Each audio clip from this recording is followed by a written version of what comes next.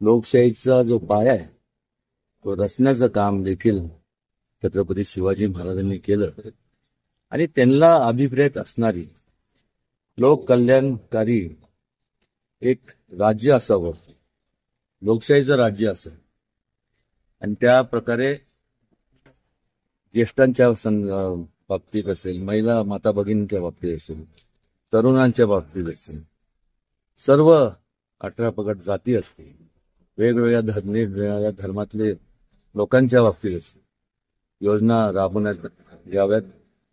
हे ह्या अगोदरच्या जे काही काँग्रेसचं सरकार होतं हे अनेक वर्षापासून त्यांनी केवळ केंद्रात नाही तर संपूर्ण देशाच्या प्रत्येक राज्यात त्यांची सत्ता होती.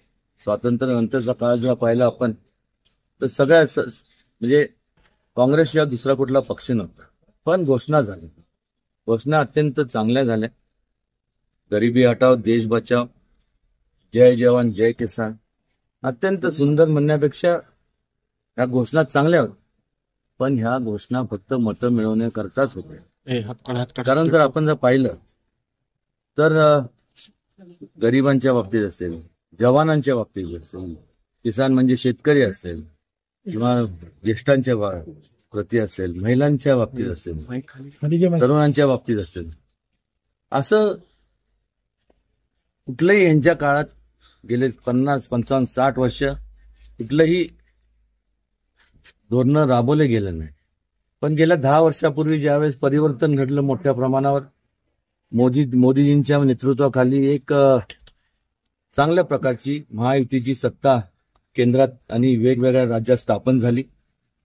हे झाल्यानंतर जे काय छत्रपती शिवाजी महाराजांचे त्यांना अभिप्रेत असणारे जे विचार होते ते केवळ म्हणजे विचाराचं फक्त घोषणा केलं नाही तर ते आचरणात आणि वस्तुस्थितीत आणण्याचं काम महायुती आणि त्यांचे सर्व जे मित्र त्यांनी सर्वांनी मिळून हे सगळं केलं.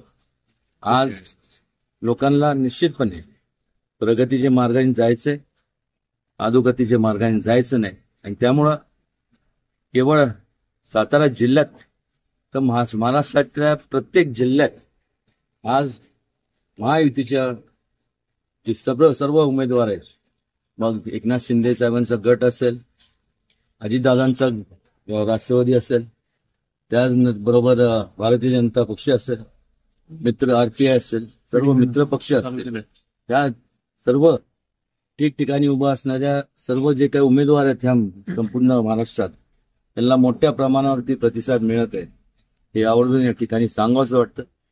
आणि हा प्रतिसाद केवळ जो मिळतोय तर त्याचं मूळ कारण म्हणजे की लोकांना झालं म्हणजे कामं दिसतात, लोकांना जे अपेक्षित आहेत ते कामं झालेले पाहायला मिळतात. ह्या उलट आपण बघतोय महाविकास आघाडी, तुतारी चिन्ह असेल, मशाल असेल, त्यानंतर अजून हाताचा पंजा असेल. मला सांगा ना, पंजाच्या तर बाबतीत काय बोलायचं, त्यांच्याकडे होतं तेव्हा त्यांच्या ऐन पीक जेव्हा पक्ष होता त्यांनी काय केलं नाही. आणि मशालीच्या बाबतीत म्हणजे त्यांची मशाल घेऊन शोधावं लागतं की बाबा त्यांनी नेमकं काम कुठं केलेत, एक पण काम नाही. आणि तुतारी तर वा, एवढ्या वर्ष पवार साहेबांनी तर नुसतं घोषणाबाजी आणि ती खिरापत केली, त्याची तुतारी वाजवली, आम्ही हे करणार ते करणार, केलं काय. आणि ऐन तारुण्याच्या काळात ज्येष्ठ नेते पवार साहेब हे सध्या केवळ महाराष्ट्रात तर संपूर्ण देशभरात सगळ्यात ज्येष्ठ आहेत. आणि ज्यांनी ऐन तारुण्याच्या काळात ज्यांनी केलं नाही, आज त्यांच्याकडनं अपेक्षा करणं म्हणजे मला वाटतं त्यांच्यावरती अन्याय केल्यासारखं होईल. हे आवर्जून या ठिकाणी सांगावंसं वाटतं. आणि महायुती पुन्हा मोठ्या मताधिक्याने सत्तेत येणार आणि जास्तीत जास्त अजून वेगाने लोकांची सेवा करणार.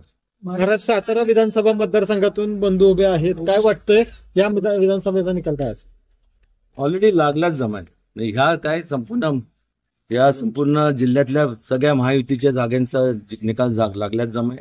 मला वाटतं की आमदार शिवेंद्रराजे हे सगळ्यात मोठ्या म्हणजे महाराष्ट्रात तरी सगळ्यात मोठ्या मताधिक्याने निवडून येतील.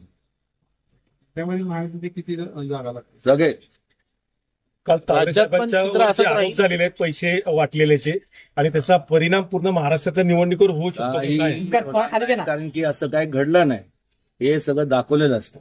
समजा मी एका रूम मध्ये बसलोय, मग तुम्ही एखादा येणार ती बॅग आणून ठेवणार आणि मग काढणार, चला फोटो काढा. हे सगळं नुसतं काय त्याला म्हणतात प्लांटेड असतं ना, तसे स्कीम्स असतात.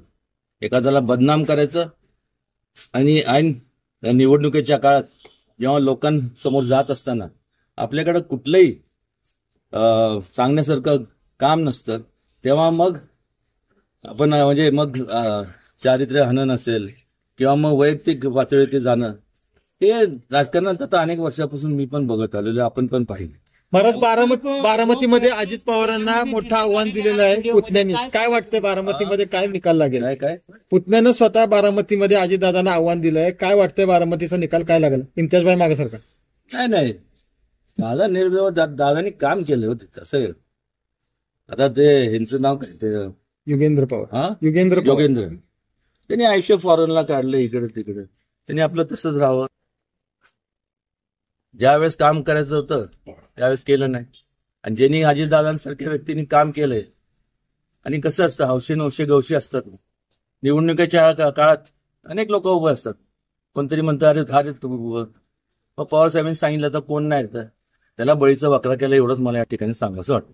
महाराज साहेब एकीकडे पवार वाईमध्ये येतात आणि पाडा म्हणतात आणि पवार साहेब, आणि तुम्ही म्हणता आबांची कॉलर टाईट करा. काय सांग? पाडा कशा करता मला सांगा. पाडा म्हणजे कशा करता पाडा? गद्दारी मकरंद पाटलांनी केली असं त्यांचं म्हणणं. गद्दारी केली.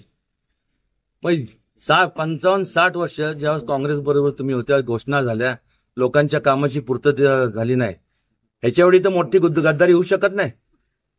गद्दारी कोणी केली? या लोकांनी केली, काँग्रेसनी. पवारसाहेब असतील, सगळे ज्यावेळेस होते लोकांच्या भावनेशी खिलवाड केलाच ना. त्यांनी उत्तर द्यावं त्याच्या संदर्भात. आणि मी काही चिडेपोटी बोलत नाही. त्यावेळेस जे आता जे ज्येष्ठ आहेत ते त्यावेळेस ते पण ऐन तारुणच होते. त्यांचं संपूर्ण जे काय स्वप्न पाहिलं ते स्वप्नांचा भंग झाला. बरोबर नाही ना.